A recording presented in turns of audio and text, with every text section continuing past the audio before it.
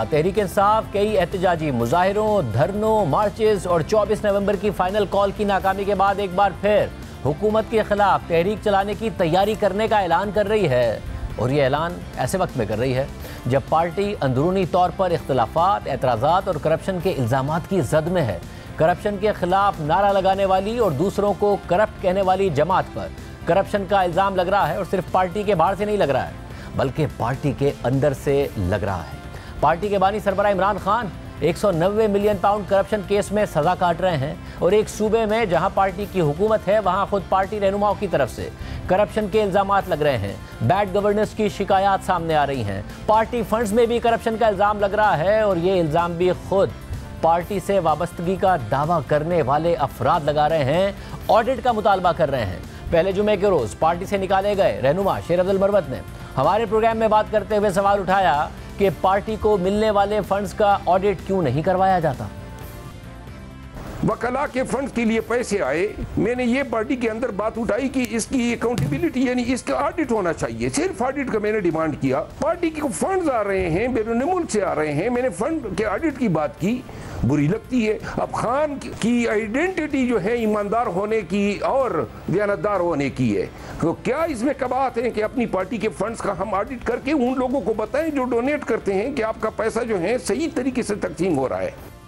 और अब माजी में तहरीक इंसाफ को छोड़ने का दावा करने और अब उस दावे की तरदीद करने वाले फवाद चौधरी भी यही सवाल उठा रहे हैं और तहरीक इंसाफ की पूरी क़यादत को चार्जशीट कर रहे हैं, जबकि खैबर पख्तूनख्वा हुकूमत में करप्शन के इल्ज़ामात खुद पार्टी रहनुमा लगा रहे हैं और इन इल्ज़ामात पर सूबाई वज़रा बरतरफ भी हो चुके हैं। और अब भी सूबे में करप्शन के इल्ज़ामात और उसके खिलाफ कार्रवाइयों के मुतालबात सामने आ रहे हैं। दूसरी तरफ तहरीक इंसाफ के अंदरूनी इख्तिलाफात रोज़ बरोज़ बढ़ते जा रहे हैं।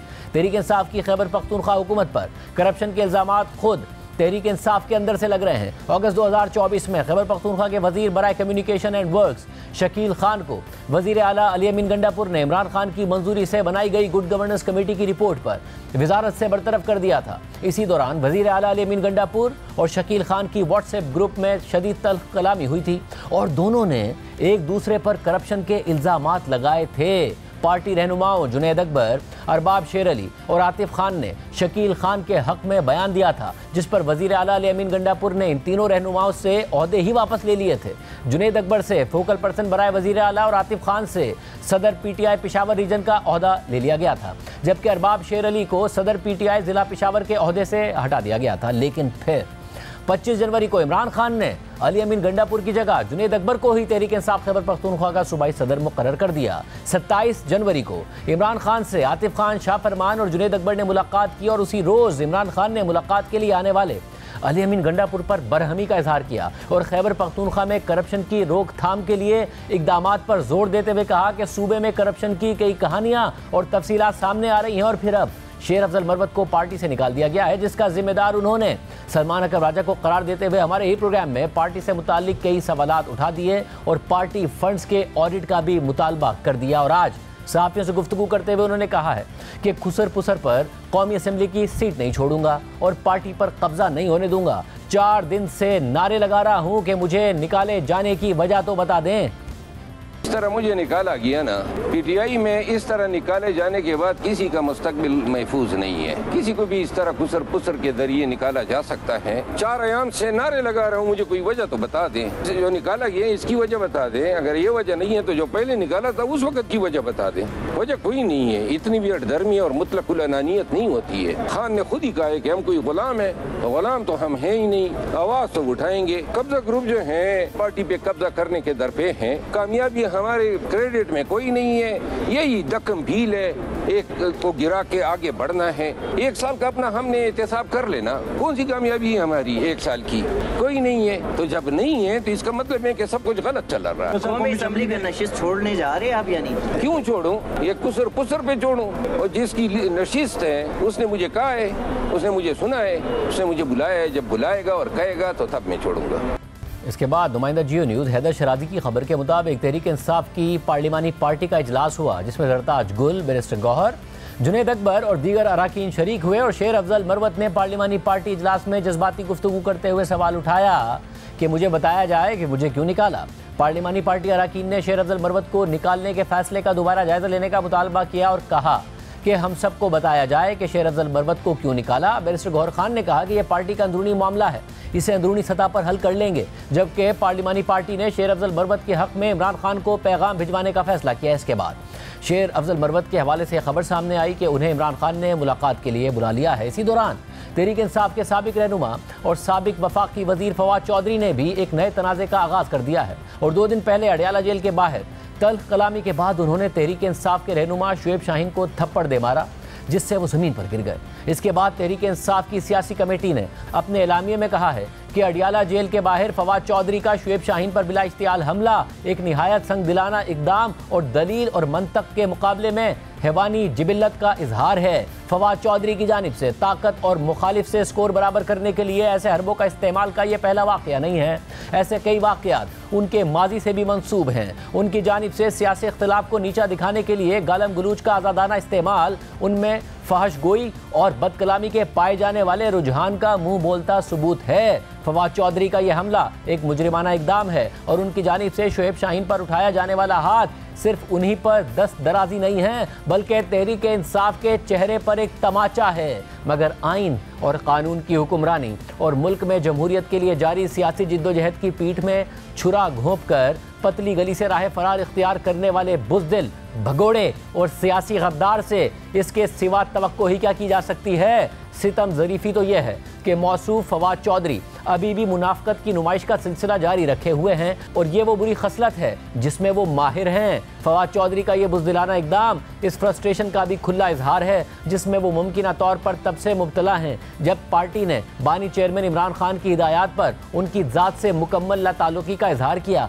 पार्टी ने इस अमर का भी बरमला ऐलान किया कि फवाद चौधरी किसी भी फोरम पर खुद को तहरीक इंसाफ के नुमाइंदे के तौर पर पेश करने के मजाज नहीं है। तहरीक इंसाफ की सियासी कमेटी इस वाक़े का निहायत संजीदगी से नोटिस लेते हुए फवाद चौधरी के नफरत अंगेज रवैये की शदीद तरीन अल्फाज में मजम्मत करती है। सियासी कमेटी बुज़दिली पर बुर्दबारी और बर्दाश्त को तरजीह देने पर जनाब शुएब शाहीन के लिए अपनी मुकम्मल सपोर्ट का पैगाम देती है और उनकी हिमायत का इयादा करती है। इस नाखुशगवार वाक़े का पूरे हौसले और वक़ार से सामना करने पर पूरी कमेटी शुएब शाहीन को खराज तहसीन पेश करती है। इसके बाद फवाद चौधरी ने मुतअद्दिद एक्स पोस्ट में सियासी कमेटी को मनी लॉन्ड्रिंग कमेटी करार देते हुए लिखा है कि तहरीक इंसाफ ने एक ऐसे शख्स को सेक्रेटरी जनरल लगाया हुआ है जिसका पेशा ही मनी लॉन्ड्रिंग को कानूनी जवाब फराहम करना है। सलमान अकरम राजा पनामा से लेकर हर चोरी में शरीफ खानदान का कानूनी मुआविन और मददगार रहा। अब कहा जा रहा है कि वो जमहूरियत और मनी लॉन्ड्रिंग के खिलाफ हरावल दस्ता होगा। ऐसा मजाक बंद होना चाहिए। जाली अकाउंट जो सलमान अकरम राजा, शेख वकास अकरम और रऊफ हसन चलवा रहे हैं, उन्होंने इमरान खान और पार्टी को शदीद नुकसान पहुँचाया। फवाद चौधरी ने फंड चोर पॉलिटिकल कमेटी के हैशटैग के साथ लिखा कि फंडिंग का हिसाब देना इसलिए भी ज़रूरी है कि तहरीक इंसाफ के मीडिया डिपार्टमेंट को 4 माह से तनख्वाह नहीं मिल रही। सफाई करने वाले अमले को फारिग कर दिया गया है, लेकिन दूसरी तरफ रऊफ हसन जैसे लोगों की तनख्वाहों में इजाफा कर दिया गया है। इस पॉलिटिकल कमेटी का तीसरा रुकन रऊफ हसन, जो सारी उम्र तनख्वाहदार एजेंट रहा, उसने अब तक 5 करोड़ से ज़ायद रकम तहरीक इंसाफ से तनख्वाह में वसूल कर ली। आखिर इनकलाब मुफ्त तो नहीं आता। फ्रॉड का अंदाज़ा लगाएं कि तहरीक इंसाफ में सेक्रेटरी जनरल मुंतखब ओहदा है, लेकिन सलमान अकरम राजा खुद को सेक्रेटरी जनरल कहकर फंड ले रहा है। इस कॉर्पोरेट फ्रॉडिये ने नवाज शरीफ से करोड़ों रुपए फीस ली और पनामा से लेकर हुदैबिया तक हर गंदे काम में इनका मुआविन और पार्टनर रहा और अब तहरीक चला रहा है। शेख वकास अकरम ने पूरी खैबर पख्तूनख्वा हुकूमत ही बेच दी। खान साहब को बताया गया कि अरबों रुपए मलेशिया में पेमेंट की और मुसद्दिक अब्बासी तहकीकात कर रहे हैं। अफगान मुजाहिदीन को असलहा सप्लाई करने के धंधे से करियर का आगाज करने वाले शेख वकास अकरम ने परवेज मुशर्रफ, परवेज इलाही, फरियाल तालपुर, हमजा शहबाज से पैसे बटोरे और अब तहरीक इंसाफ की फंडिंग और सूबाई बजट पर ऐश कर रहा है। शुएब शाहीन, सलमान अकरम राजा और शेख वकास अकरम जैसे लोग करोड़ों रुपया खा गए। लीगल कमेटी और इन्फॉर्मेशन के नाम पर रॉ की फौज के खिलाफ कैंपेन पर अपना ठप्पा लगाकर तहरीक इंसाफ को शदीद नुकसान पहुंचाया जा रहा है और करोड़ों रुपए लीगल और मीडिया मैनेजमेंट के नाम पर यह ग्रुप डकार गया। इमरान खान आज 570 दिनों से कैद में हैं। बुशरा बीबी कैद हैं। इस ग्रुप की मौज लगी हुई है। बहरहाल अब यह तमाशा खत्म होगा। तहरीक इंसाफ की सियासी कमेटी में अक्सरियत ऐसे लोगों की है जो एक दिन के लिए जेल नहीं गए, जिन पर एक पर्चा नहीं है, जो करोड़ों रुपए के फंड खा गए और इमरान खान और कारकुनान के नाम पर की गई फंडिंग का हिसाब देने से इनकारी हैं, जो फौज और इमरान खान को लड़वा कर मजे ले रहे हैं और जिनकी औकात 2 टके की नहीं है। इनसे फंडिंग का हिसाब लेना इंतहाई अहम है। ताहम फवाद चौधरी के भाई फैसल चौधरी ने एक्स पर पोस्ट किया कि इन दिनों जब मेरी पूरी तवज्जो इमरान खान के मसले पर है, फवाद चौधरी को ज़ाती झगड़ों में मुलव्विस होते देखना तकलीफ दे है। पार्टी के लोगों पर उनके हमले गैर ज़रूरी और बिला जवाज़ हैं। माजरत के साथ मैं इसकी हिमायत नहीं करता। इस सारी सूरत हाल पर बात करने के लिए हमने सलमान अकरम राजा साहब को, शेख वकास अकरम साहब को, रऊफ हसन साहब को दावत दी कि वो इन इल्ज़ामात पर बात करें, लेकिन वो नहीं आए। और सारी सूरत हाल पर तहरीक इंसाफ के चेयरमैन बैरिस्टर गौहर खान ने तहरीक इंसाफ में इख्तिलाफात की तरदीद करते हुए कहा कि पार्टी में कोई फॉरवर्ड ब्लॉक नहीं है। कोई फारवर्ड ब्लॉक नहीं है। सम टाइम ये नज़र ज़रूर आता है कि पीटीआई से लड़ रही है, पीटीआई पे इल्ज़ाम लगा रही, पीटीआई की को डिस्क्रेडिट कर रही, कुछ ऐसे लोग पार्टी के नाम इस्तेमाल करके कर रहे हैं। उन सबको हमने और खान साहब ने भी इंशाल्लाह वार्निंग देनी है कि वो लोग सारे खामोश हो। पार्टी के अंदर जो बात है वो पार्टी के फोरम के अंदर होगी, बाहर कोई चीज़ नहीं आएगी। इंशाल्लाह ताला हम मेक श्योर करेंगे कि आइंदा ऐसी चीज़ें ना हो। इसके अलावा वज़ीर आला पंजाब मरियम नवाज़ ने भी तहरीक इंसाफ के अंदरूनी इख्तिलाफात पर बात करते हुए कहा कि वो पहले पाकिस्तान से लड़ रहे थे और अब आपस में लड़ रहे हैं। अब जबकि अपनी हुकूमत नहीं रही, क्योंकि लड़ाई करने की आदत है। पहले पाकिस्तान से लड़ रहे थे, पाकिस्तान की इकॉनमी से लड़ रहे थे, उसको ख़राब कर रहे थे, पाकिस्तान के अवाम की ज़िंदगी तबाह कर रहे थे, और अब जब लोगों ने कान नहीं धरे तो आपस में लड़े। और मैं ये बात बार बार कहती हूँ कि मेरे जो मुखालिफिन ने मेरे साथ किया या मेरे ख़ानदान के साथ किया या मेरी जमात के साथ किया, ये मेरा और उनका मामला नहीं है, ये उनका और अल्लाह ताला का मामला है। और वक्त ने कैसा पलटा खाया अब आप देखें, वो मेरे ही पास यहाँ पर अडियाला में बंद हैं।